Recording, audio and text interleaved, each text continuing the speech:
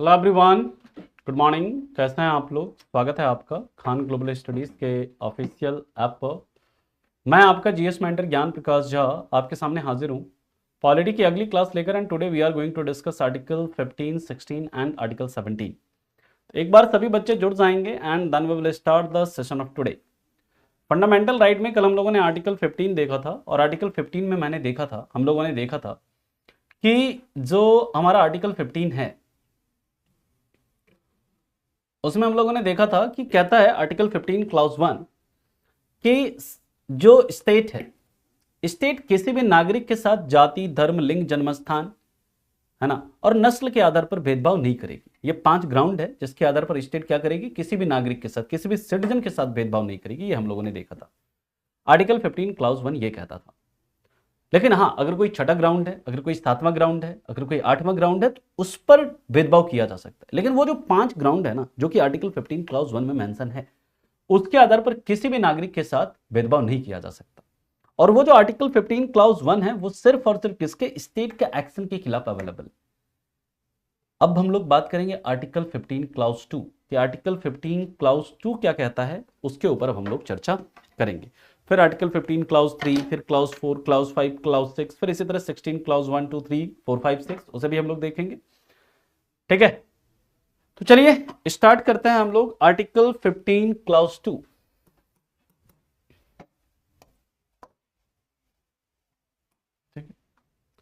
Article 15 clause 2 ये कहता है no citizen can be discriminated,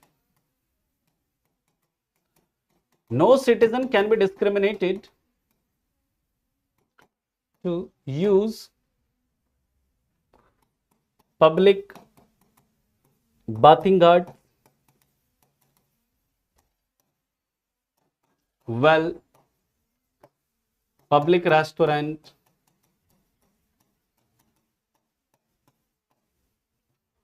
ठीक है, public road, public park, fully और partially funded by government only on ground of caste, sex, religion, race and place of birth and place of birth। यानी क्या इसका समझिएगा कि राज्य, मतलब राज्य नहीं, किसी भी नागरिक के साथ, किसी भी नागरिक के साथ सिर्फ जाति, लिंग, धर्म, नस्ल, है ना, और जन्मस्थान के आधार पर, और जन्मस्थान के आधार पर, समझिएगा, और जन्मस्थान के आधार पर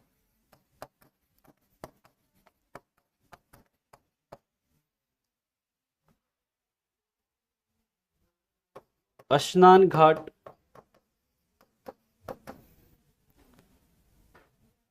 कुआं, सड़क, पार्क, रेस्टोरेंट आदि के प्रयोग पर भेदभाव नहीं किया जा सकता।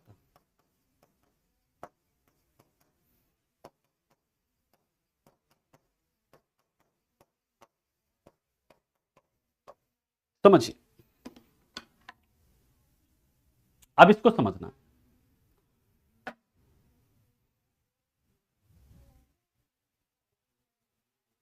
ऐसा कोई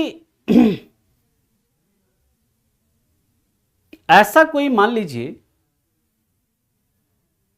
पब्लिक रोड है जो कि सरकार ने रोड बनाया है, मान लीजिए आपके गांव में कोई रोड है, सरकार ने बनाया, अब उस पे आप इस आधार पर कह सकते हैं क्या कि कोई लोअर कास्ट का है कि नहीं तुम इस सड़क से होकर नहीं गुजरोगे। मान लीजिए आपके गांव में कोई कुआं है जहां पर सभी लोग पानी भरते हैं, आप क्या वहां पर रिलीजन के आधार पर यह कह सकते हैं कि नहीं तुम इस पर्टिकुलर रिलीजन से हो, तुम इससे पानी नहीं भरोगे? नहीं कर सकते हैं। यानी कि ये सरकार के एक्शन के खिलाफ, स्टेट के एक्शन के खिलाफ तो अवेलेबल है,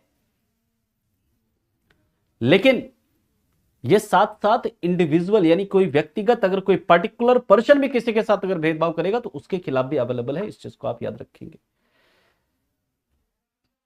हां, होता है, बिल्कुल होता है अभी भी, मतलब ऐसा नहीं कि साउदर्न स्टेट में ही नहीं, नॉर्दर्न स्टेट में हर जगह है भेदभाव।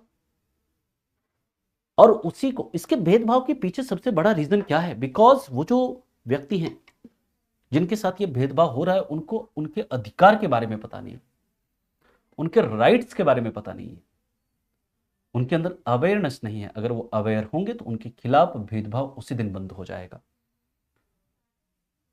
क्लियर? यानी कि अब सवाल उठता है कि आप ये जो आपका आर्टिकल 15 क्लॉज 2 है, तो याद रखिएगा ये स्टेट के साथ साथ ये स्टेट और इंडिविजुअल एक्शन दोनों के खिलाफ अवेलेबल। इंडिविजुअल का यानी मतलब क्या, कोई पर्टिकुलर पर्सन भी आपके साथ भेदभाव नहीं कर सकता, इंडिविजुअल एक्शन के खिलाफ अवेलेबल है। यानी कि ये स्टेट के खिलाफ तो अवेलेबल है ही, साथ ही साथ it is available against individuals also. State तो ऐसा नहीं कर सकती है कि स्टेट ऐसा नहीं कि ये जो कुआं है ये पर्टिकुलर हिंदू रिलीजन के लिए, हिंदू वाले इससे क्या करेंगे, पानी भरेंगे। ऐसा एक कुआं बना देगी, यहां से मुस्लिम्स पानी भरेंगे, नहीं, स्टेट ऐसा नहीं कर सकती है, डिस्क्रिमिनेशन ऐसा नहीं करेगी, है ना।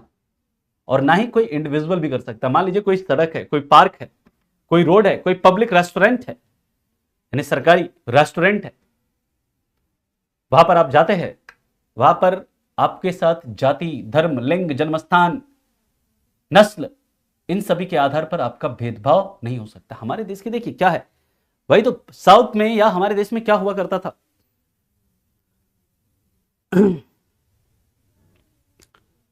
कि जो आपके मंदिर को बनाने वाले लोग कौन, एससी कम्युनिटी के, एसटी कम्युनिटी के।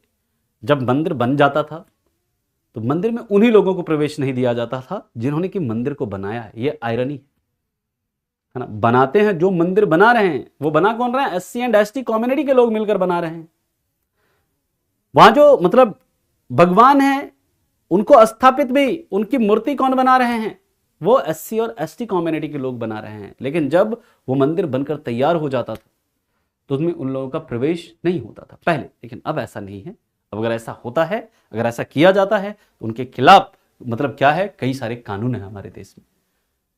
तो आर्टिकल 15 क्लॉज 2 दोस्तों कहता है, मान लीजिए कि ये 5 ग्राउंड है, इसके आधार पर भेदभाव नहीं कर सकते। लेकिन वही अगर छठा ग्राउंड होगा, प्राइवेट पब्लिक रेस्टोरेंट, अगर कोई रेस्टोरेंट है जिसमें सरकार के द्वारा पार्शियली भी फंडेड है, सरकार का अगर उसमें पैसा है तो आप नहीं कर सकते। हाँ, अगर किसी का इंडिविजुअल रेस्टोरेंट है, जैसे मेरा, मान लीजिए इंडिविजुअल रेस्टोरेंट है, मेरा प्राइवेट रेस्टोरेंट, तो मैं उसमें एंट्री डिनाई कर सकता हूं, मैं डिस्क्रिमिनेशन कर सकता हूं,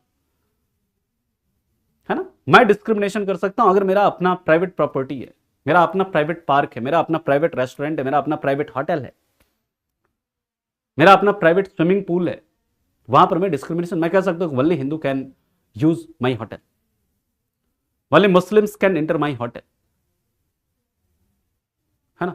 कई सारे जब आप जाएंगे हिल स्टेशन पर, कई सारे ऐसे रेस्टोरेंट हैं जहां पर कि इंडियंस अलाउ नहीं है, इंडियंस ही नहीं जा सकते वहां पर, है ना।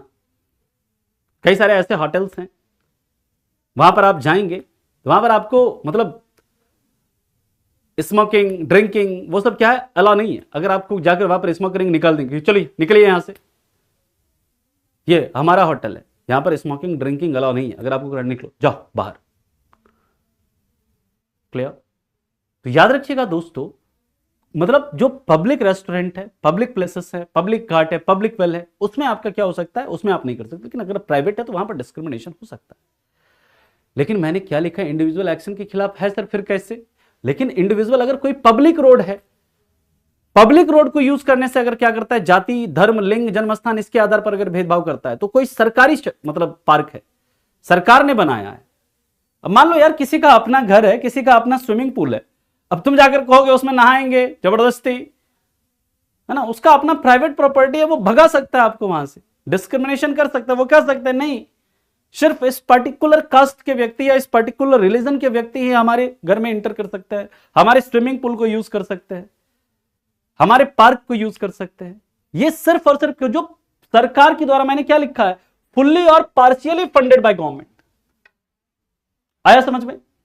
अब मान लीजिए कोई व्यक्ति है, ध्यान से मेरी बात को सुनिएगा, कोई व्यक्ति है वो गांव के कुएं पर पानी ले रहा है, या गांव में पार्क में चल रहा है, पार्क यूज कर रहा है, और कोई पर्टिकुलर व्यक्ति उसके साथ उसको पानी यूज करने से मना कर रहा है, कुआं से पानी भरने से मना कर रहा है, उसको पार्क से भगा दे रहा है, नहीं जाने दे रहा है पार्क। वो दौड़कर चला गया कहां पर, वो दौड़कर चला गया सुप्रीम कोर्ट में कि सुप्रीम कोर्ट सर देखिए जज महोदय, हमारे फंडामेंटल राइट का वायलेशन हुआ है, हमारे आर्टिकल 15 क्लाउज 2 का वायलेशन हुआ, हमारे गांव में कुआं है, सरकारी कुआं, उससे हमें पानी भरने नहीं दिया जा रहा है हमारी जाति के आधार पर। सर हमारा जो मतलब पार्क है गांव में, उस पार्क को यूज करने नहीं दिया जा रहा है, किसके आधार पर, हमारी जाति के आधार पर। सर ये लोग हमारे साथ भेदभाव कर रहे हैं, हमारे आर्टिकल 15 क्लाउज 2 का वायलेशन हो रहा है। गांव वालों को बुलाएंगे, हाँ जी आ जाओ गांव वालों, इसके साथ क्यों जाति के आधार पर भेदभाव किया तुमने, इसके साथ क्यों जाति के आधार पर भेदभाव किया तुमने। तो वहां पर फिर वो लोग कहेंगे गांव वाले, सर मैंने भेदभाव किया है इसके साथ, बिल्कुल किया है, लेकिन सर इस आदमी को सर कोविड है, इस आदमी को सर क्या है, कोविड-19 है, इस आदमी को सर एड्स है, इस आदमी को सर लेप्रोसी कुष्ठ रोग है। सर अगर ये यहां से पानी भरेगा तो बाकी लोगों में ये बीमारी फैलेगी, अगर ये पार्क यूज करेगा बाकी लोगों में ये बीमारी फैलेगी, इसलिए इसे रोका जा रहा है। ना तो सर इसके जाति, ना तो लिंग, ना जन्मस्थान, ना धर्म, ना नस्ल के आधार पर इसके साथ भेदभाव कर रहे हैं, भेदभाव कर रहे हैं इसके हेल्थ के आधार पर, क्योंकि इसका जो हेल्थ है वो सही नहीं है। ठीक है, अगर हेल्थ के आधार पर भेदभाव कर रहे हैं बराबर है, करो, फिर पानी नहीं भरेगा, ये इसको ले जाओ। क्यों आ जाते हो फर्जी तुम ऐसे ऐसे केस लेकर के, जब तुम जानते हो तुमको लेप्रोसी है, तुमको कोविड है, सही कर रहा है ये कि तुमको पानी नहीं भरने दिया जा रहा है, तुमको पार्क यूज करने नहीं दिया जा रहा, क्योंकि ये बीमारी फैल जाएगी लोगों में भी। यानी कि इन 5 ग्राउंड पर भेदभाव नहीं हो सकता है, छठा ग्राउंड है तो छठे ग्राउंड पर भेदभाव हो सकता है। क्लियर है यहां तक? सर अगर clause by clause article complete होगा तब कोर्स कब तक, देखिए कोर्स आपके एग्जाम से पहले कंप्लीट हो जाएगा विशाल जी, आप बिल्कुल उसके लिए परेशान मत होइए, हमें लंबी क्लासेस लेनी पड़ेगी, हम लेंगे, लेकिन आपके एग्जाम का लेवल, आपके एग्जाम का नेचर ऐसा है कि हम कुछ छोड़ नहीं सकते। कहां से सवाल पूछेंगे कोई नहीं जानता, है ना, यूपीएससी है, अनप्रेडिक्टेबल सर्विस कमीशन बोलते हैं नॉर्मली, अनप्रेडिक्टेबल सर्विस कमीशन, मतलब कि पता ही नहीं कहां से पूछ देंगे, तो हमें हर एक चीज पढ़ना पड़ेगा। आसान पूछ दे अलग बात है, डिफिकल्ट पूछ दे अलग बात है, लेकिन I have to cover all these things. तो इसके लिए अगर हमें टाइम ज्यादा भी लगेगा, अगर हमें ज्यादा चीजों को कवर करना पड़ेगा, ज्यादा समय देना पड़ेगा, तो मैं दूंगा। ठीक है, अब हम लोग देखते हैं दोस्तों इसके बाद आर्टिकल 15 क्लाउज 3 ये क्या कहता है। अब देखिए आप कहेंगे सर ये जो आर्टिकल 15 क्लाउज 1 है उसमें लिखा गया है कि स्टेट कैन नॉट डिस्क्रिमिनेट, ध्यान से मेरी बात को सुनिए, state can not discriminate only on ground of caste, sex, religion, race and place of birth. आप ये बताइए सर अभी हाल में 106वां संविधान संशोधन विधेयक आया, अभी हाल में क्या है इसमें, अभी हाल में 106वां संविधान संशोधन विधेयक आया जिसके तहत सर महिलाओं के लिए 33% सीटें रिजर्व लोकसभा में और विधानसभा में करने की बात की गई। सर आप यह बताइए article 243 clause D, article 243 clause D जो है उसमें क्या है, वुमेन के लिए 33% रिजर्वेशन है। ऐसा कैसे सर? फिर आर्टिकल 15 क्लाउज 1 कहता है state should not discriminate with any citizen only on ground of caste, sex, religion, race and place of birth. Then how state is discriminating only on ground of sex? How? 1/3 seat should be reserved for women in Panchayat Raj institutions by Article 243 Clause D. 1/3 seat should be reserved in legislative assemblies and Lok Sabha by 106th Constitutional Amendment Act. How there are some schemes only for women like Maternity Benefit Act. जो मातृत्व हितलाभ अधिनियम है उसके तहत महिलाओं को 26 week का leave, और पुरुष अगर कोई मेल अगर फादर बने तो उसको बेचारे को 2 वीक का भी लीव नहीं। सर ऐसा डिस्क्रिमिनेशन फिर क्यों, वाई? याद रखिएगा, इसका अधिकार हमारा संविधान ही देता है। हमारा संविधान ही कहता है कि state can make what? State can make a special provision for whom? For women and children. अब मेट्रो में चलिए, बसों में चलिए, there are special seat reserved for women. This is discrimination only on ground of sex. There are some examination forms where female have to pay lesser fee. यानी mail को अगर मान लीजिए 500 रुपए चार्ज लग रहा है, फीमेल को वहां पर कहेंगे 250 लगेगी। Is the discrimination? Yes. Sex के आधार पर डिस्क्रिमिनेशन है। इसकी इजाजत कौन देता है? इसकी इजाजत दो तो हमारा संविधान ही देता है। संविधान का आर्टिकल 15 क्लाउज 3 साफ साफ कहता है कि state can make special provision for women and children, यानी कि राज्य महिलाओं और बच्चों के लिए विशेष प्रावधान बना सकती है। राज्य महिलाओं एवं बच्चों के लिए क्या कर सकती है? विशेष प्रावधान बना सकती है। विशेष प्रावधान क्या कर सकती है? बना सकती है। Okay, is it clear? Now article 15 clause 4, आपको मैंने बताया था कल की क्लास में चंपकम दोराई रंजन केस, याद करिए चंपकम दोराई रंजन केस, जिसमें कि क्या होता है, जब मद्रास गवर्नमेंट के द्वारा एक ऑर्डर इशू किया जाता है जिसके तहत क्या होता है, जिसके तहत वहां के जो सामाजिक और शैक्षणिक रूप से जो पिछड़े वर्ग हैं, वहां के जो सामाजिक और शैक्षणिक रूप से जो पिछड़े वर्ग है, उनको गवर्नमेंट इंजीनियरिंग और गवर्नमेंट मेडिकल कॉलेजेस में क्या दिया जाता है? आरक्षण दिया जाता है, रिजर्वेशन प्रोवाइड किया जाता है। तो इसके खिलाफ चंपकम दोराई रंजन कहां चले जाते हैं? इसके खिलाफ चंपकम दोराई रंजन चले जाते हैं सुप्रीम कोर्ट में और जाकर केस कर देते हैं स्टेट ऑफ मद्रास के खिलाफ, मद्रास गवर्नमेंट के खिलाफ, कि सर ये हमारे फंडामेंटल राइट का वायलेशन हो रहा है। यहां पर जाति के आधार पर, कास्ट के आधार पर गवर्नमेंट डिस्क्रिमिनेशन कर रही है, आर्टिकल 15 का वायलेशन हो रहा है। जबकि आर्टिकल 15 क्लाउज 1 साफ साफ कहता है कि आप किसी के साथ जाति, लिंग, धर्म, जन्मस्थान और नस्ल के आधार पर भेदभाव नहीं कर सकते हैं। तो यहां पर सर मद्रास गवर्नमेंट ने जाति के आधार पर क्या किया है? भेदभाव किया है कि गवर्नमेंट इंजीनियरिंग और मेडिकल कॉलेज के एडमिशन में क्या किया है इसने, मतलब रिजर्वेशन दिया है जाति के आधार पर। यह भेदभाव है।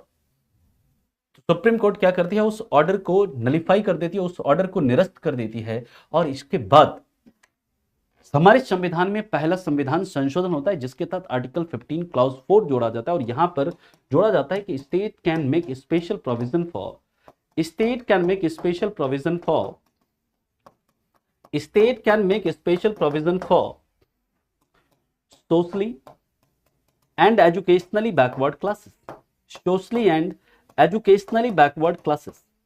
socially and educationally backward classes, यानी कि राज्य सामाजिक और शैक्षिक रूप से, राज्य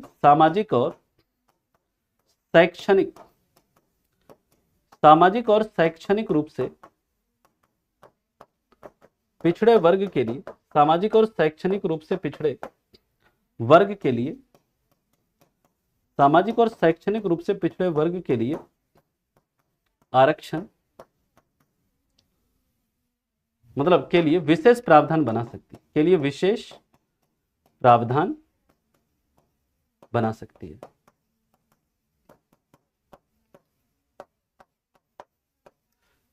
यानी कि यहां पर संविधान में ही संशोधन कर दिया गया, और संविधान में ही संशोधन करके कर दिया गया कि भाई साहब स्टेट जो है अब SEBC socially and educationally backward classes जो हैं उसके लिए क्या कर सकती है, विशेष प्रावधान बना सकती है। और इसे कब जोड़ा गया, पहला संविधान संशोधन अधिनियम 1951, फर्स्ट कॉन्स्टिट्यूशनल अमेंडमेंट एक्ट 1951, इसके द्वारा इसे जोड़ा गया था। इस चीज को आप याद रखेंगे, ठीक है।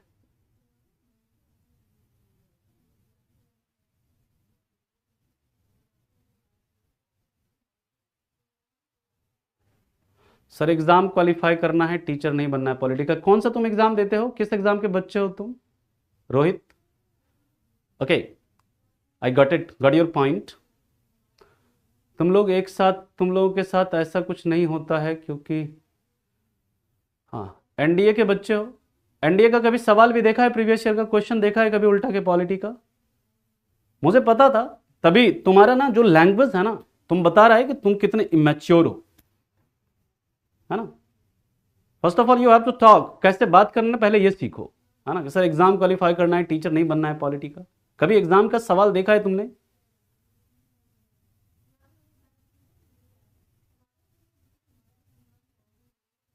सर एयरफोर्स एयरमैन में मेल फीमेल की अलग कट ऑफ होती है, डिस्क्रिमिनेशन है तो सैलरी भी डिफरेंट होनी चाहिए। No Shivam, article 15 clause 3, article 15 clause 3 साफ साफ कहता है कि स्टेट जो है महिलाओं के लिए विशेष प्रावधान कर सकती है ना, महिलाओं के लिए विशेष प्रावधान कर सकती है ना। चलिए अब हम लोग बात करते हैं क्लाउज। देखिए जब भी कैपिटल में कोई ए अगर जोड़ा गया है, समझिए कि उसको क्या है ना, कैपिटल में अगर है तो उसको संविधान संशोधन के द्वारा जोड़ा गया है ना, संविधान संशोधन के द्वारा जोड़ा गया है, ठीक है, क्लियर। चलिए अब हम लोग बात करते हैं इसके बाद आर्टिकल 15 क्लाउज 4, समझ में आ गया। और इसी के तहत दोस्तों एससी एसटी और ओबीसी को जो आरक्षण वगैरह मिलता है ना, तो वो इसी के तहत मिलता है, आर्टिकल 15 क्लाउज 4 के तहत ही मिलता है। और आर्टिकल 16 में भी पढ़ेंगे, आर्टिकल 16 क्लाउज 4, क्लाउज 5, क्लाउज 6, वो भी पढ़ेंगे हम लोग अभी, ठीक है। अभी कास्ट के बेसिस पर होता है, बिल्कुल तन्मय जी, ये तस्मय जी, ये आर्टिकल 15 क्लाउज 4 कहता है ना, special provision for socially and educationally backward classes. सामाजिक और शैक्षणिक रूप से पिछड़े कौन है, एससी एसटी ओबीसी, ये क्या है, सामाजिक और शैक्षणिक रूप से पिछड़े वर्ग। तो उनको भी क्या करेंगे, उसके लिए भी विशेष प्रावधान बनाएंगे, उनके लिए भी विशेष क्या करेंगे, उनको भी फीस में छूट देंगे, उनके लिए भी सीटें क्या करेंगे, रिजर्व करेंगे। आया समझ में, ठीक है। आनंद साहू जी और तस्मय जी, डाउट क्लियर है? अब हम लोग बात करते हैं, इसके बाद अगले पॉइंट पर चलते हैं। आर्टिकल 15 क्लाउज 5 बहुत इंपॉर्टेंट है, ध्यान से समझिएगा। आर्टिकल 15 क्लाउज 5 क्या कहता है, यह कहता है state can reserve seat for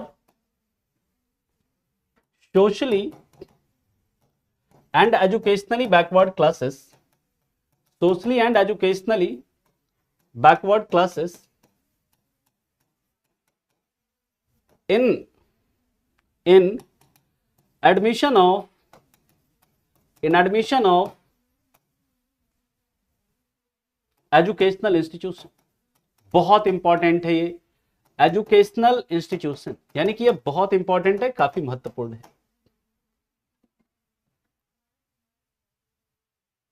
इसे कब जोड़ा गया, है ना, इसे कब जोड़ा गया तो याद रखिएगा, added by 93rd constitutional amendment act of 2005। Hindi में आप इसे लिख लीजिएगा कि राज्य शैक्षिक संस्थानों के प्रवेश में, शैक्षिक संस्थानों के प्रवेश में, यानी प्रवेश मतलब एडमिशन, एडमिशन का मतलब क्या होता है हिंदी में, प्रवेश ही कहेंगे ना हिंदी में।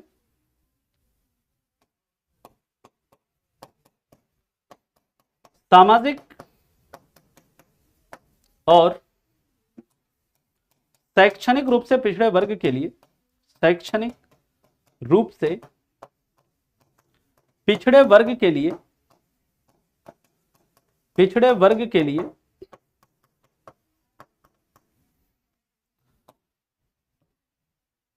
सीटें आरक्षित कर सकती है, सीटें आरक्षित कर सकती है। यानी कि यहां पर यह कह दिया जो आपके एजुकेशनल इंस्टीट्यूशंस हैं, ठीक है, जो एजुकेशनल इंस्टीट्यूशंस हैं, शैक्षिक संस्थान हैं, वहां पर जो एडमिशन होगा उस एडमिशन में भी क्या होगा, एससी, एसटी एंड ओबीसी, यानी ये सामाजिक और आर्थिक रूप से इनको पिछड़ा वर्ग माना जाता है। जब बैकवर्ड क्लासेस कमीशन का गठन हुआ था, अभी आर्टिकल 16 आपको पढ़ाएंगे, जब पहला बैकवर्ड क्लासेस का गठन हुआ था काका कालेकर की अध्यक्षता में, उन्होंने कहा कि एससी एंड एसटी, जो एससी एंड एसटी है ये क्या है, सोशली एंड एजुकेशनली बैकवर्ड है, तो उनको जिस समय हमारा संविधान लागू है उसी समय से उनको रिजर्वेशन, एससी एंड एसटी को, लेकिन ओबीसी को रिजर्वेशन जाकर बाद में मिला 1990 में। वो स्टोरी हम लोग देखेंगे कब, अभी आर्टिकल 16 में। याद रखिएगा दोस्तों, यहां पर अब सवाल उठता है, जैसे एक बच्चे ने सवाल पूछा है, मतलब एक बच्चे ने लिखा है, ब्रजेश जी बहुत बढ़िया, कि क्या ये गवर्नमेंट या प्राइवेट दोनों कॉलेजेस में मिलेगा, दोनों गवर्नमेंट प्राइवेट दोनों इंस्टीट्यूशंस में मिलेगा? तो याद रखिएगा यस, ये आपका गवर्नमेंट एजुकेशनल इंस्टीट्यूशन है या प्राइवेट एजुकेशनल इंस्टीट्यूशन, ये सभी में आपका मिलेगा ये आरक्षण। और इसको लागू करने के लिए सरकार ने दोस्तों एक कानून बनाया 2007 में, और 2007 के तहत central educational institution reservation act, केंद्रीय शिक्षण संस्थान आरक्षण अधिनियम 2007 में पारित किया, जिसके तहत आईआईटी, आईआईएम, जो सेंट्रल यूनिवर्सिटीज हैं उसमें आरक्षण की व्यवस्था करी गई। उसी के बाद से आईआईटी के, आईआईएम के एडमिशन में भी, एनआईटी के एडमिशन में भी एससी, एसटी एंड ओबीसी के लिए रिजर्वेशन का प्रावधान लागू हुआ। ओबीसी का आरक्षण, ओबीसी को क्यों नहीं आरक्षण? बिल्कुल है आरक्षण। विकास जी कौन कहता है, आपने कहां पढ़ लिया है? नहीं है, बताइए आपने कहां पढ़ लिया ओबीसी को आरक्षण नहीं है? याद रखिएगा दोस्तों, इसके बाद की बात करते हैं। यहां तक किसी को कोई दिक्कत, कोई परेशानी, कोई समस्या? यानी जो आपका शैक्षिक संस्थानों के प्रवेश में जो आरक्षण दिया गया, ये किसके तहत दिया गया? 93rd कॉन्स्टिट्यूशनल अमेंडमेंट एक्ट 2005, और इसके तहत आर्टिकल 15 क्लॉज 5 जोड़ा गया। और याद रखिएगा ये किस पर लागू नहीं होता, ये माइनॉरिटीज के द्वारा चलाए जा रहे शिक्षण संस्थानों पर लागू नहीं होता। This particular provision is not applicable to educational institutions managed by minorities, संस्थानों पर लागू नहीं होता। यानी कि ये माइनॉरिटीज, जो माइनॉरिटी एजुकेशनल इंस्टीट्यूशन जो है ना, उस पर लागू नहीं होता है ना। माइनॉरिटीज के द्वारा जो चलाए गए एजुकेशनल इंस्टीट्यूशन हैं, like Jamia Millia Islamia university, like saint Stephen's college, like saint Joseph college, आपके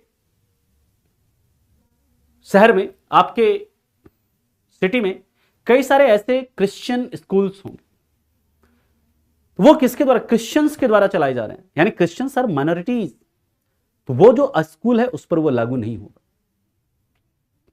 कोई अगर वहां पर मदरसा है, वहां पर लागू नहीं होगा। अलीगढ़ मुस्लिम यूनिवर्सिटी, अभी विवाद भी चला, अलीगढ़ मुस्लिम यूनिवर्सिटी का जो दर्जा है वो माइनॉरिटीज एजुकेशनल इंस्टीट्यूशन का दर्जा उससे छीन लिया, कह रहे कि हम उससे हटा देंगे। अब उसका जो अल्पसंख्यक का जो, मतलब अल्पसंख्यक वाला संस्थान का जो दर्जा है एएमयू का, उसे हम हटा के उसे हम सेंट्रल यूनिवर्सिटी बनाए। जो भी है उसका भी अभी चल रहा है विवाद। हाँ, ओबीसी को 27%, अभी ये सब बताएंगे आपको। खत्म डेफिनेटली किया जा सकता है शिवम जी, बिल्कुल किया जा सकता है इसको खत्म, लेकिन गवर्नमेंट करेगी नहीं,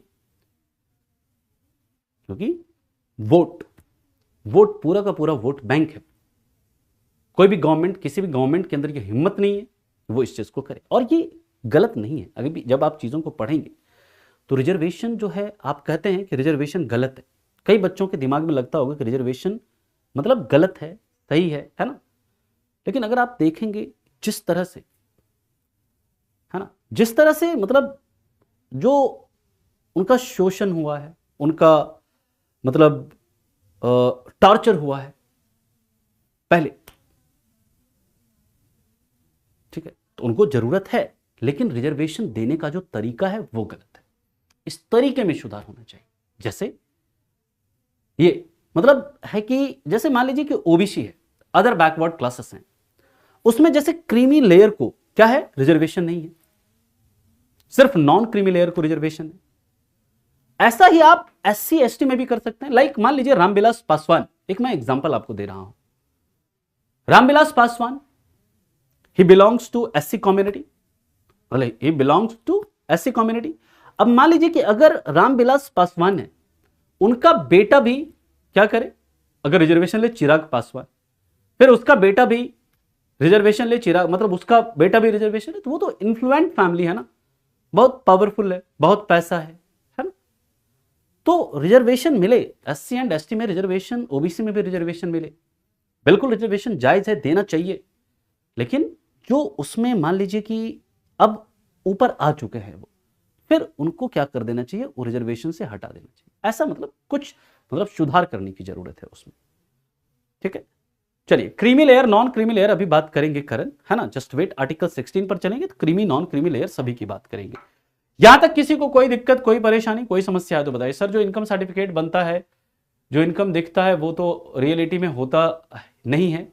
गवर्नमेंट क्यों छुपाना चाहती है कि लोगों की इनकम? गवर्नमेंट नहीं छुपाना चाहती है, आप छुपाना चाहते हैं, है ना।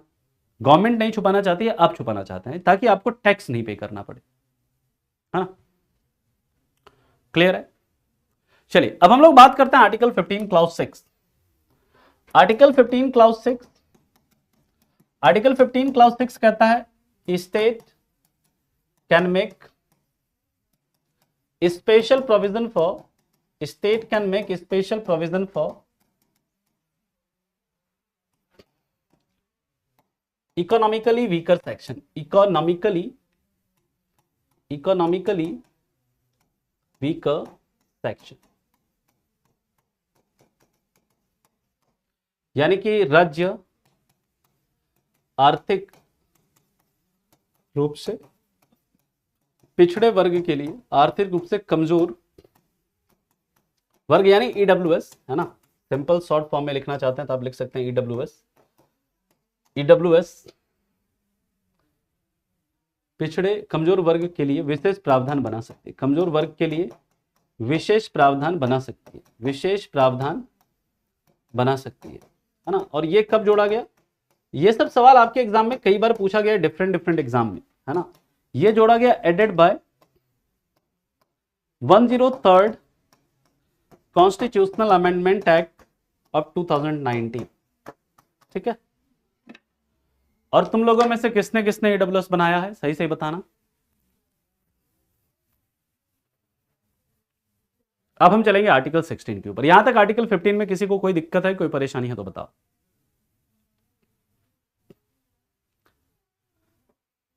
ये रोहित कहां गया जी, तुम बताए नहीं फिर। रोहित सर गलत है सर, अच्छा पूरा तुम्हारा सवाल नहीं दिखा, कहीं बनवाए हो।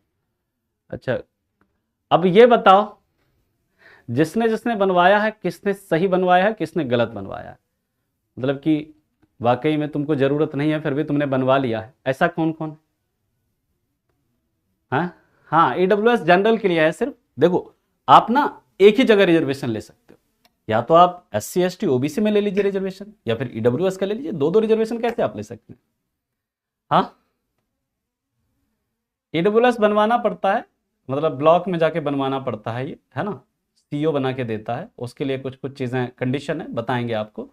EWS और जो OBC में नॉन क्रीमी लेयर, दोनों का कंडीशन एक ही, आगे बताएंगे 16 में। अभी मैक्सिमम देखो तुम नहीं मैक्सिमम 70 to 80% का फेक ही बनता है EWS, है ना, ठीक है, फेक ही बनाता है। चलो कोई नहीं, OBC के लिए रिजर्वेशन होगा, बिल्कुल होगा, है ना। OBC के लिए बिल्कुल रिजर्वेशन होगा। चला आगे, यहां तक किसी को कोई दिक्कत? बिल्कुल दिख रहा है। अवनीश जी क्या है आपका? फेक का मतलब फर्जी।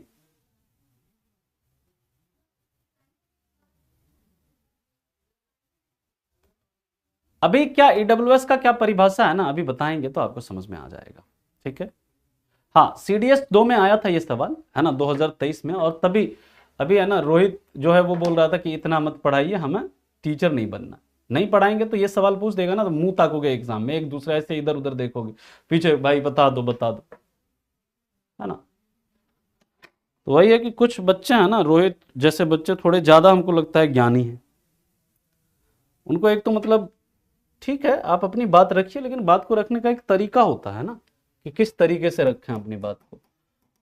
तुम्हारे अंदर ऑफिसर वाली क्वालिटी ही नहीं है, तुम ऑफिसर बनने जा रहे हो एनडीए में, ऐसे तुमको एसएसबी में बाहर कर देंगे जो तुम्हारा एटीट्यूड है उसकी वजह से।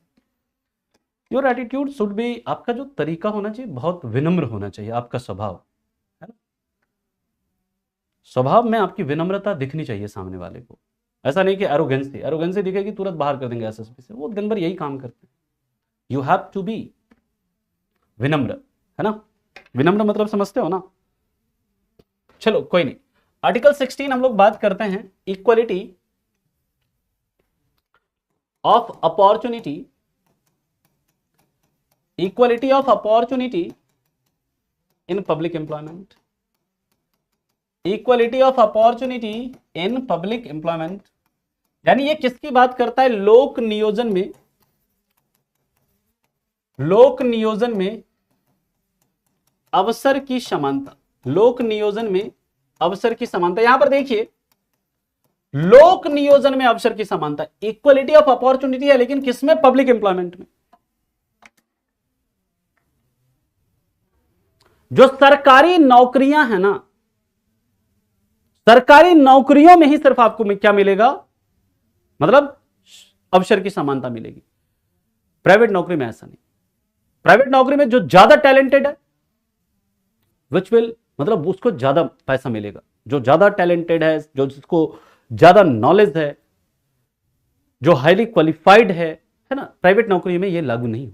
ये किसमें, आर्टिकल 16 क्लाउज 1 जो है वो आर्टिकल 16 जो है equality of opportunity in public employment, ये सिर्फ और सिर्फ किसमें है, लोक नियोजन में है। इस चीज को आप याद रखेंगे।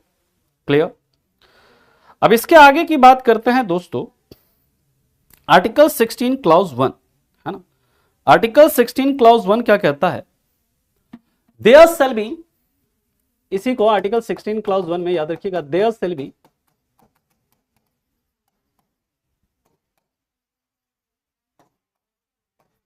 Equality, there shall be equality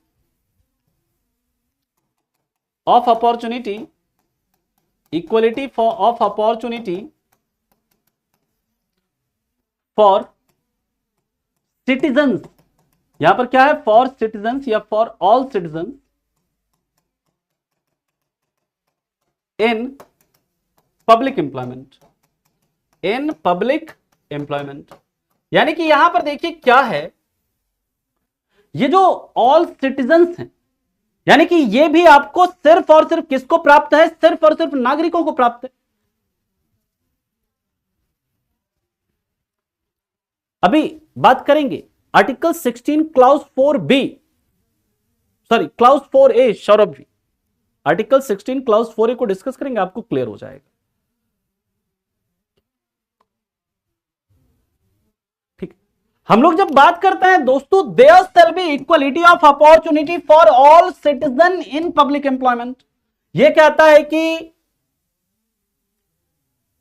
सरकारी नौकरियों में, सरकारी नौकरियों में या फिर लोक नियोजन में, लिख लीजिए लोक नियोजन में, लोक नियोजन में सभी नागरिकों को, लोक नियोजन में सभी नागरिकों के लिए समान अवसर होंगे, सभी नागरिकों के लिए समान अवसर होंगे, सभी नागरिकों के लिए क्या होंगे, समान अवसर होंगे। ठीक है, पहले आप इतना लिखिए, फिर चलते हैं आर्टिकल 16 क्लाउज 2 की बात करते हैं, है ना। आर्टिकल 16 क्लाउज 2 की बात करते हैं।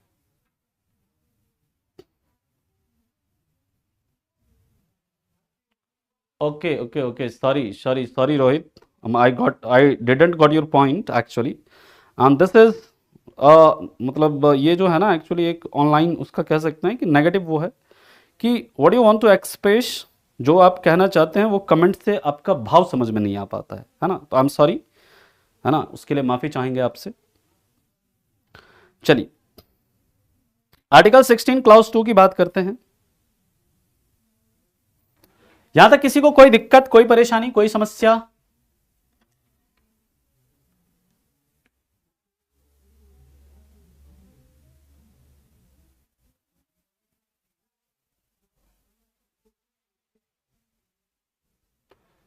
चलिए अब हम लोग बात करते हैं, अगले पॉइंट की बात करते हैं। आर्टिकल 16 क्लाउज 2 क्या कहता है? State should not discriminate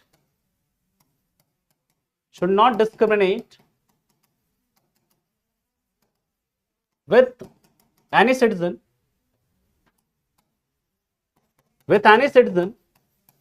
in public employment, ध्यान से समझिएगा, in public employment only on ground of, अब यहां पर कितने ग्राउंड है? यहां पर 5 ग्राउंड नहीं, ध्यान से मेरी बात को सुनिएगा। 5 ग्राउंड कहां है? आर्टिकल 15 में 5 ग्राउंड है। 5 ग्राउंड है, वहां पर कौन कौन सा? Caste, sex, religion, race, place of birth.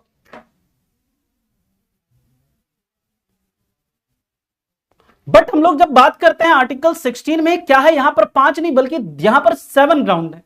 यहां पर 2 और ग्राउंड ऐड किए गए हैं। कौन कौन से? ओनली ऑन ग्राउंड ऑफ, वो 5 तो होंगे, caste, sex, religion, race, place of birth, ये 5 तो है ही। इसके बाद यहां पर क्या आ जाता है? एक डिसेंट यानी वंश के आधार पर, एंड रेसिडेंस के आधार पर, यानी कि निवास के आधार पर भेदभाव नहीं कर सकते हैं। यानी कि यहां पर टोटल कितने ग्राउंड हैं? यहां पर टोटल 7 ग्राउंड मेंशन हैं जिसके आधार पर कि भेदभाव नहीं कर सकते। आपके मन में सवाल उठेगा, क्या सर 8वें ग्राउंड पर भेदभाव हो सकता है? क्या 9वें ग्राउंड पर भेदभाव हो सकता है? क्या 10वें ग्राउंड पर भेदभाव हो सकता है? यस। मान लीजिए कि आपने फॉर्म डाला, यूपीएससी का फॉर्म डाला, और आप पूरा क्वालिफाई करके सब कुछ आपने कर लिया, आपको फिर भी आपको सेलेक्ट नहीं किया गया। आप चले गए सुप्रीम कोर्ट में, सर मेरे साथ ना भेदभाव हुआ है, इक्वली हमारे आर्टिकल 16 क्लाउज 2 का वायलेशन हुआ है सर, हमारे साथ ये कास्ट, हम मतलब रेसिडेंस के आधार पर हमारे साथ भेदभाव हुआ, या फिर हमारे नस्ल के आधार पर हमारे साथ भेदभाव हुआ है। सुप्रीम कोर्ट यूपीएससी को, कम इन द कोर्ट, यूपीएससी आ जाओ सुप्रीम कोर्ट में। यूपीएससी, जी मालिक बताइए क्या दिक्कत है? ये आदमी आपके ऊपर आरोप लगा रहा है कि आपने इसके आर्टिकल 16 क्लाउज 2 का वायलेशन किया है। ये इसने प्रीलिम्स, मेंस, इंटरव्यू सब क्वालिफाई किया, फिर भी आपने इसे क्या किया है? इसको सेलेक्ट नहीं किया है, फाइनल लिस्ट में इसका नाम नहीं है। क्या दिक्कत है? ये कह रहा है कि आपने इसके साथ इसके जन्मस्थान के आधार पर, इसके रेसिडेंस के आधार पर, या इसके जाति के आधार पर भेदभाव कर रहे हैं। लेकिन सर नो, ऐसा सर नहीं है। इस बंदे की एज देखिए सर, 17 साल उम्र है इसकी, 17 साल सर, हमें 21 ईयर चाहिए मिनिमम एज सर, 21 साल चाहिए। ये बच्चा 18 साल का सर, कैसे हम इसको आईएएस बना दें, कैसे आईपीएस बना दें इसको? हम सर इसके साथ डिस्क्रिमिनेशन कर रहे हैं, डेफिनेटली कर रहे हैं, लेकिन सर इसके एज के ग्राउंड पर कर रहे हैं, इसके एजुकेशनल क्वालिफिकेशन के ग्राउंड पर कर सकते हैं, इसके हेल्थ के आधार पर कर सकते हैं। मान लीजिए जैसे आईपीएस बनने के लिए आपका मिनिमम जो हाइट होनी चाहिए 165 सेंटीमीटर होनी चाहिए, मान लीजिए, और आप जाते हैं वहां पर आपके साथ भेदभाव होता है, आपको मतलब आपने सब कुछ क्वालिफाई कर लिया और आपको आईपीएस नहीं मिलता है, ड्यू टू आपके हाइट के आधार पर नहीं मिल सकता है आपको। आप क्या कहेंगे? हमारे साथ डिस्क्रिमिनेशन हुआ है? याद रखिएगा, नो, डिस्क्रिमिनेशन आपके साथ नहीं हुआ है, क्योंकि वहां पर उसके लिए मिनिमम रिक्वायरमेंट है कि इतनी हाइट होनी चाहिए। जैसे मान लीजिए कि अभी रेलवे का एक वैकेंसी आया है एएलपी का, और उसमें क्या है कि विजन चाहिए आपका 6/6, जो आई साइट चाहिए वो 6/6 चाहिए वहां पर। अब मान लीजिए किसी को वहां पर जाकर सब उसने रिटर्न सब कुछ क्वालिफाई किया और मेडिकल में जाकर उसे आउट कर दिया गया, मेडिकल में उसे हटा दिया गया। वो जाकर कह सकता है कि सर हमारे साथ ना हमारे जन्म स्थान के आधार पर, हमारे नस्ल के आधार पर क्या हुआ है? भेदभाव हुआ है, सर प्लीज कुछ करिए। तो सिंपल रेलवे कहेगी सर इसका आई साइट मुझे 6/6 चाहिए और इसका आई साइट देखो 6/12 है, 6/9 है, 6/18 है। कैसे सर हम इसका कैसे ले सकते हैं? मान लीजिए ये ट्रेन चला रहा है, सामने इसको कुछ दिखे ही नहीं, सर एक्सीडेंट हो जाएगा इसमें। सर अगर कलर विजन मान लीजिए किसी को है, तो उसको रेलवे का ड्राइवर नहीं बना सकते। अब मान लीजिए कोई कलर विजन है, उसको रेलवे का ड्राइवर बना दिया जाए, उसको रेड और ग्रीन में फर्क नहीं समझ में आएगा, पता चला सामने से उसको दिखा है क्या, वहां पर रेड है उसको ग्रीन दिख रहा है, ट्रेन लेकर चल जाएगा। सामने से भी पता चला ट्रेन आ रहा है, ट्रेन टकरा गई। यानी कि हेल्थ के ग्राउंड पर भेदभाव हो सकता है, हो सकता है। एज के ग्राउंड पर हो सकता है, हो सकता है। एजुकेशनल क्वालिफिकेशन के ग्राउंड पर हो सकता है, डेफिनेटली हो सकता है। क्लियर? आ गया समझ में? यहां तक किसी को कोई दिक्कत, कोई परेशानी? अब देखिए इसके बाद बात करते हैं, यानी कि ये इस हिंदी में लिख लीजिएगा, राज्य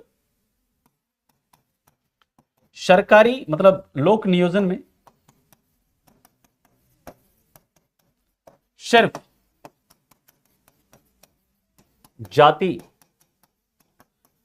धर्म, नस्ल, लिंग,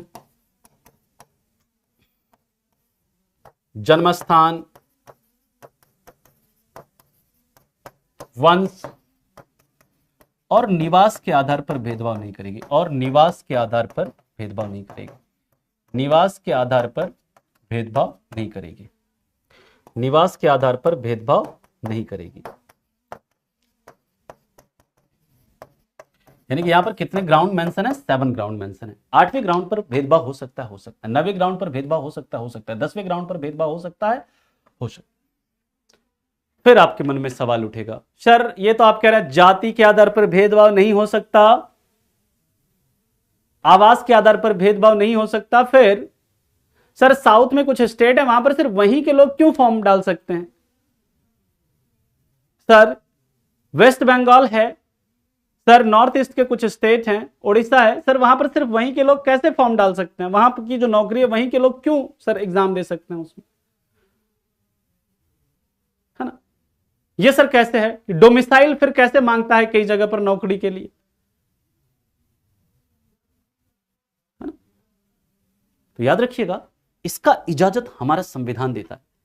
हमारे संविधान का आर्टिकल 16 क्लाउज 3,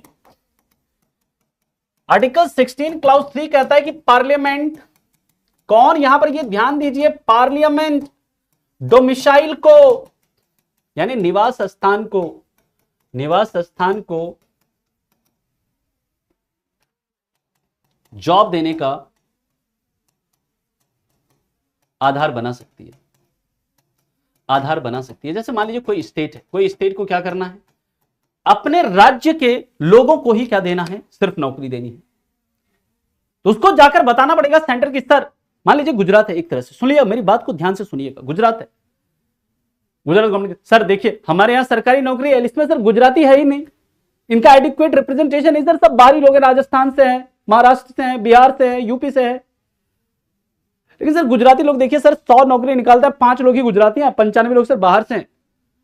हमारे राज्य के लोगों का एडिक्वेट रिप्रेजेंटेशन सर नहीं है यहां पर प्रशासन में, सर दिक्कत है। प्लीज सर ऐसा करिए कि हमारे राज्य के लिए एक कानून बना दीजिए कि सिर्फ हम यही के यहां पर जिनका मतलब यहां का डोमिसाइल होगा हम उसी को नौकरी देंगे। सर प्लीज ऐसा कुछ करिए। पार्लियामेंट कहेगा ओके, पूरा रिपोर्ट भेजिए आप हमें, सेंटर कहेगा पूरा पहले रिपोर्ट भेजिए, देखें कि आपका पिछले 5 साल का क्या रिपोर्ट है, कितने बाहरी लोग, कितने आपके लोकल लोगों को जॉब मिली है। और रिपोर्ट में देखा जाएगा कि वाकई में वहां के जो स्थानीय लोग हैं उनको नौकरी नहीं, बाहरी लोग वहां पर जाकर क्या कर रहे हैं, ज्यादा वहां पर क्या कर रहे हैं, नौकरी कर रहे हैं। 100 में से 95 बाहरी लोग हैं, मात्र 5 ही गुजराती हैं, क्योंकि गुजराती लोगों को सरकारी लोग से मतलब नहीं, वो धंधा बिजनेस, उनको सरकारी कभी देखो गुजराती लोगों को, वो कभी नहीं कि हाँ एसएससी की तैयारी कर रहे हैं, यूपीएससी की नहीं, भाई हम क्या करेंगे, कंपनी बनाएंगे, स्टार्टअप करेंगे, फैक्ट्री खोलेंगे। याद रखिएगा। तो फिर सेंट्रल गवर्नमेंट, पार्लियामेंट फिर उस गुजरात स्टेट के लिए क्या कर सकती है, उस गुजरात स्टेट के लिए वहां पर डोमिसाइल को यानी कि वहां के निवास स्थान को वहां पर नौकरी पाने का एक क्या बना सकती है, आधार बना सकती है, एक ग्राउंड बना सकती है। यह गुजरात राज्य खुद नहीं कर सकती। गुजरात राज्य जो है यह खुद नहीं कर सकती है। यह सभी राज्यों में ऐसा नहीं है, कुछ राज्यों में ऐसा है, कुछ राज्यों में ऐसा नहीं। लेकिन इसके लिए राज्य खुद कानून नहीं बनाएगी, इसके लिए कानून कौन बनाएगी, पार्लियामेंट बनाएगी। पार्लियामेंट किसी पर्टिकुलर स्टेट में वहां के डोमिसाइल को वहां के जॉब का आधार बना सकती है, वहां के जॉब का ग्राउंड बना सकती है। जो स्टेट गवर्नमेंट का जॉब होता है उसमें, सेंट्रल गवर्नमेंट में नहीं होता ये सब लागू। सेंट्रल गवर्नमेंट के जॉब में ऐसा कोई, सेंट्रल गवर्नमेंट के जॉब में याद रखिएगा डोमिसाइल को ग्राउंड नहीं बनाया जाता सेंट्रल गवर्नमेंट के जॉब में। सेंट्रल गवर्नमेंट के जॉब में आपका रेसिडेंस के आधार पर मतलब डोमिसाइल के आधार पर भेदभाव नहीं हो सकता। ये स्टेट गवर्नमेंट की जॉब में होता है सिर्फ, है ना। मान लीजिए असम में अगर कोई केवीएस है, केंद्रीय विद्यालय, असम के अंदर रेलवे, तो वहां पर बिल्कुल जॉब कर सकते हैं। लेकिन असम गवर्नमेंट ने अगर कोई अपना जॉब निकाला है, हो सकता है वहां पर डोमिसाइल को क्या कर दिया जाए, वहां पर आधार ग्राउंड बना दिया जाए। या फिर वो डोमिसाइल नहीं, वो कहेंगे कि आपका 10वां कहां से होना चाहिए, असम से होना चाहिए। अब भाई अगर तुमने 10वां अगर असम से किया ही नहीं तो कैसे तुम वो करोगे, फॉर्म डाल ही नहीं सकते। आपको क्या देगा कि आपकी एक भाषा असमी आपको आनी चाहिए। अब असमीज अगर आपको आती नहीं है तो आप भर नहीं सकते। कुछ ना कुछ ऐसा एक ग्राउंड बना देंगे। क्लियर है यहां तक? चलिए आगे निकल समझ में। अब देखिए इसके बाद आर्टिकल 16 क्लाउज 4, आर्टिकल 16 क्लाउज 4 क्या कहता है कि ये देखिए, ये जो आर्टिकल 16 क्लाउज 4 है, ध्यान से समझिए, ये हमारे ओरिजिनल कॉन्स्टिट्यूशन में, इसे बाद में नहीं जोड़ा गया।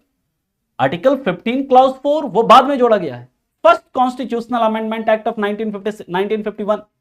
लेकिन आर्टिकल 16 क्लाउज 4 हमारे मूल संविधान में था कि स्टेट कैन मेक, यानी जो SC ST का रिजर्वेशन जो दिया गया है वो मूल संविधान से ही है। State can make special reservation, special provision for, या sorry state can reserve state in public employment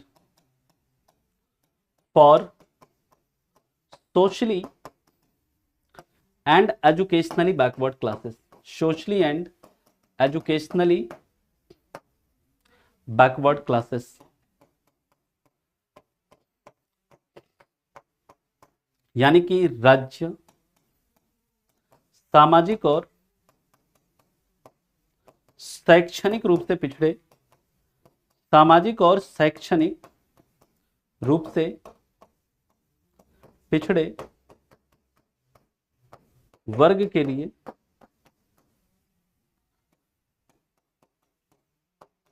सरकारी नौकरी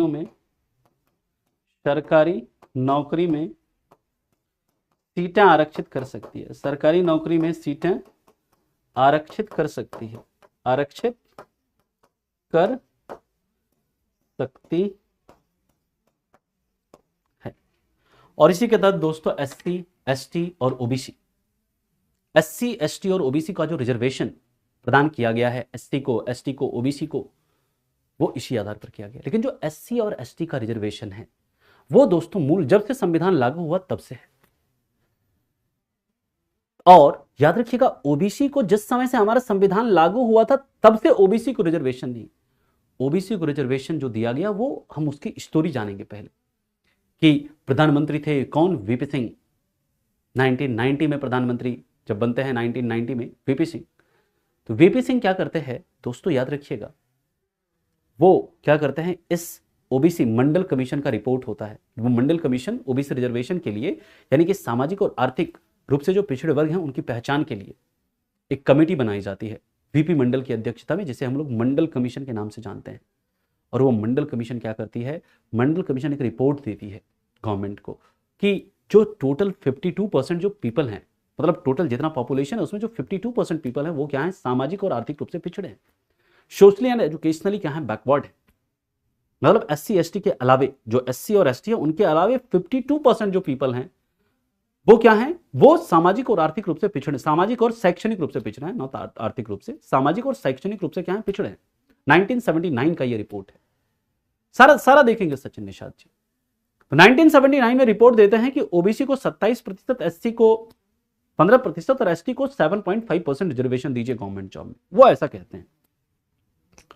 लेकिन उस रिपोर्ट को 1990 में जाकर क्या किया जाता है, लागू किया जाता है। जिस रिपोर्ट को, जिस रिजर्वेशन को जब 1990 में OBC को 27%, SC को पहले से ही था, ST को पहले से रिजर्वेशन था, लेकिन वो रिजर्वेशन का लिमिट किया गया जो इस OBC मतलब जो मंडल कमीशन की रिपोर्ट के बाद OBC को 27% दिया गया, SC को 15% और ST को 7.5% रिजर्वेशन दिया गया। ठीक, तो इस रिपोर्ट को फिर इंदिरा सहनी केस में क्या किया गया था, उस रिजर्वेशन को चैलेंज किया गया था, जिसका हम लोग जजमेंट वगैरह देखेंगे क्या कहा था उसमें, कई सारे केसेस हैं उसके ऊपर हम लोग डिस्कस करेंगे।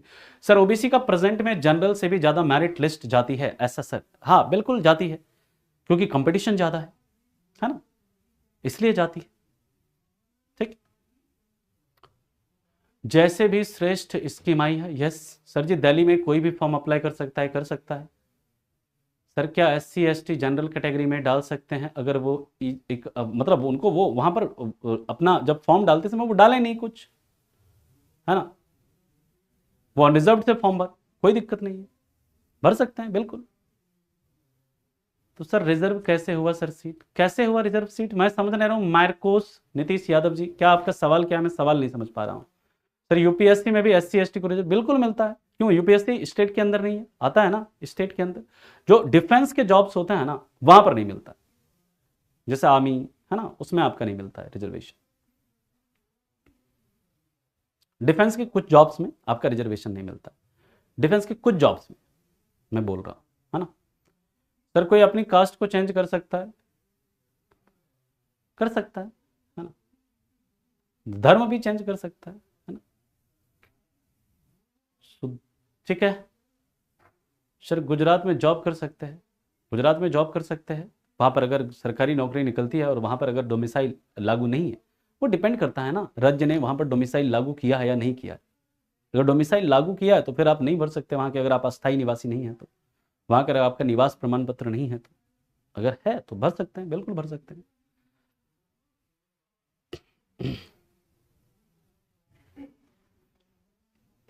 मिलिट्री में नहीं मिलता, पैरामिलिट्री में मिलता है, हाँ मिलिट्री में नहीं मिलता है, ठीक है।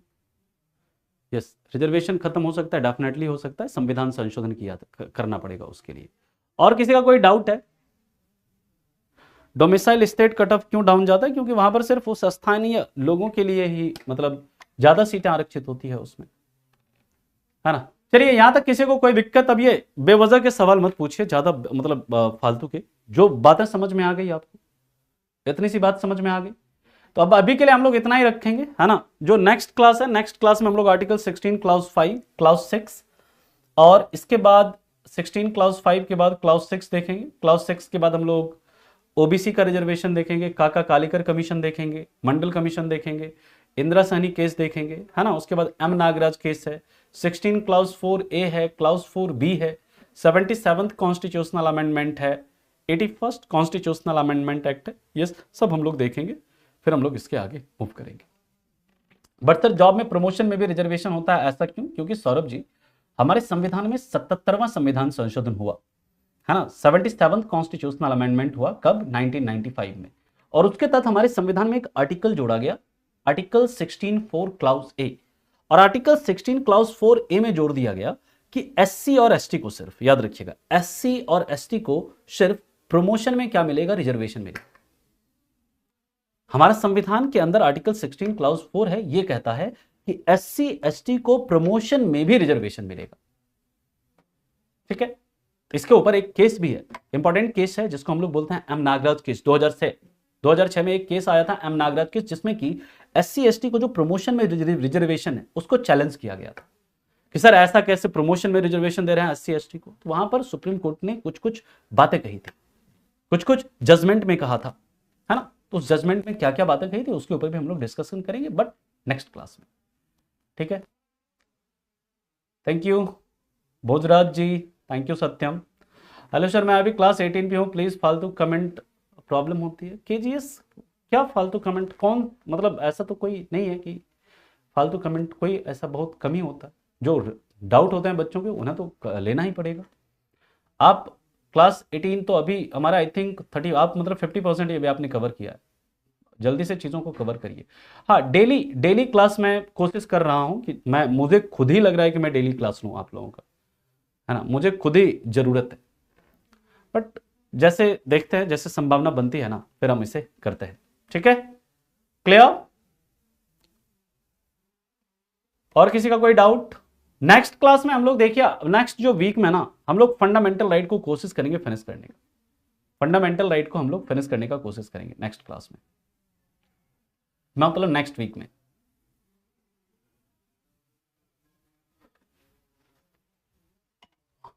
देखते हैं, कोशिश करते हैं। अच्छा, ज्योग्राफी की क्लास नहीं होगी, हो सकता है उस समय मेरी क्लास हो, है ना, जिस समय ज्योग्राफी की क्लास होती है।